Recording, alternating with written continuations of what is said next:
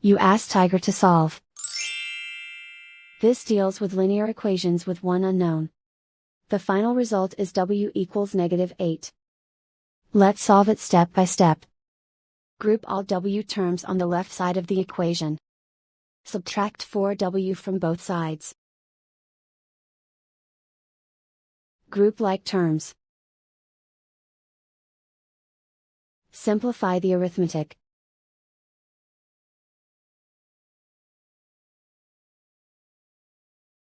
Group all constants on the right side of the equation. Add 24 to both sides. Simplify the arithmetic.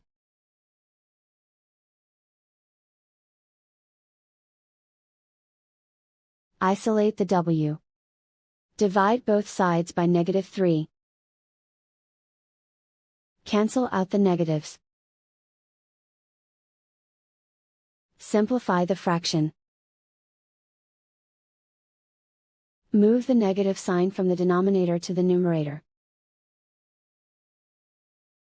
Find the greatest common factor of the numerator and denominator.